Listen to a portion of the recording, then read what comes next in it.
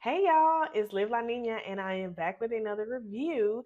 This time for a action anime, but a different type of action, Blue Exorcist.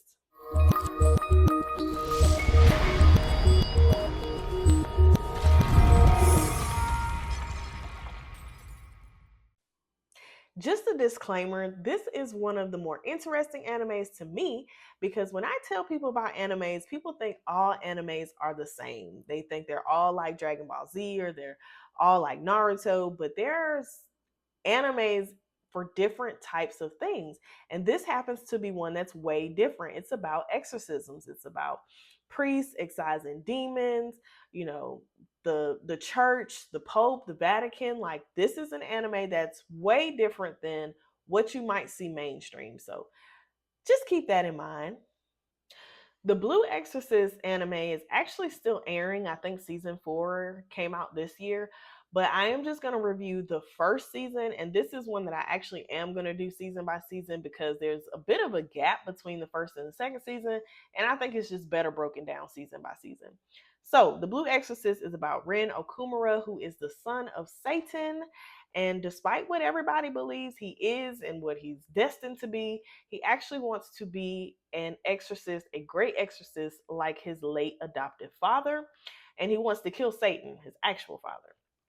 So he's in cram school and he's actually learning from his twin brother, Yukio. And the major conflict of season 1 is seeing how the church handles Ren Okumura, from should they execute him, what are the conditions of not executing him?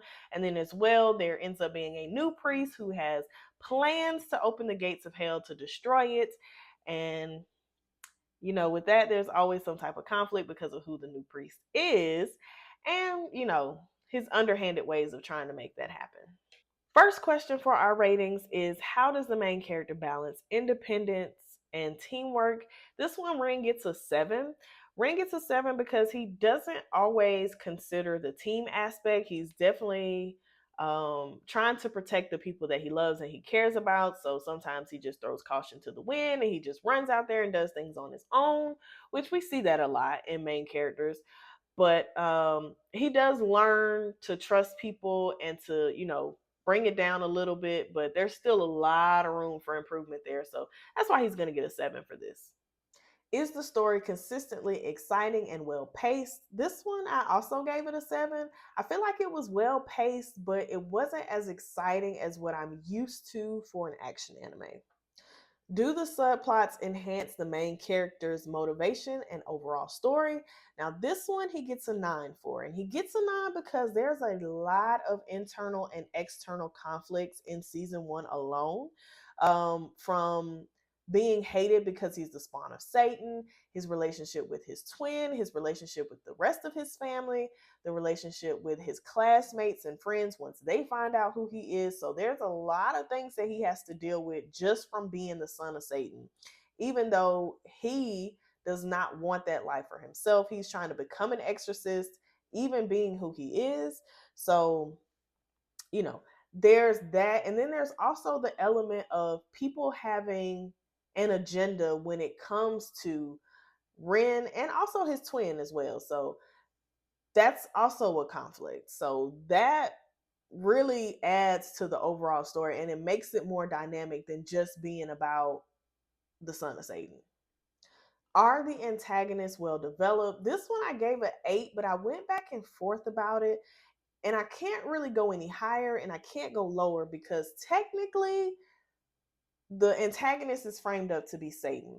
However, there is a dynamic of the new priest, and he definitely shows some antagonistic ways in the way that he wants to, to destroy hell and destroy Satan. He definitely goes about it as an antagonist, and I just feel like the whole show was kind of built up for Satan to be the main antagonist, and then the last 2 or 3 episodes just kind of flipped around on us. But it was developed.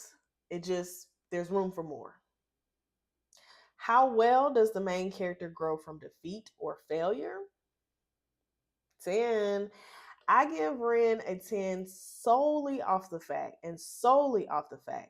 of when it really mattered, he learned how to control his flames, because the whole thing with the spawn of Satan is he has these blue flames and he can't control them. They were sealed into a sword, but when they overtake him, and it just, there's no end to it. But when it counted, he was able to control his flames, and that alone gets him a 10.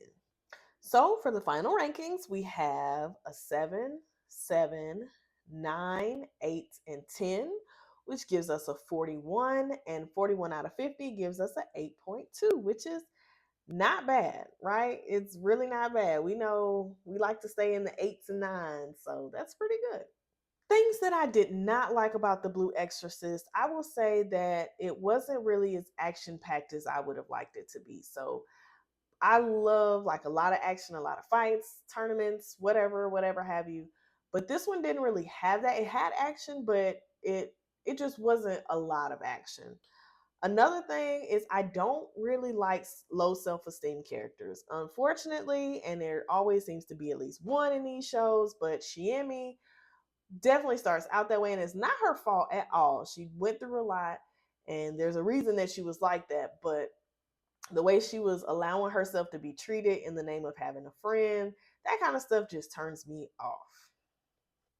Things that I liked about The Blue Exorcist, I loved that the subject matter was different. So this was an anime about exorcism. So there was priests, there was popes, there was the Vatican, there were scriptures, there were, rosaries. It was different. It was not traditional in the sense of, it's an action, or it's an action, but it's like a fantasy action, or there's superheroes and that people have powers, stuff like that. Like this was like a about exorcisms. So I like that. I like different stuff.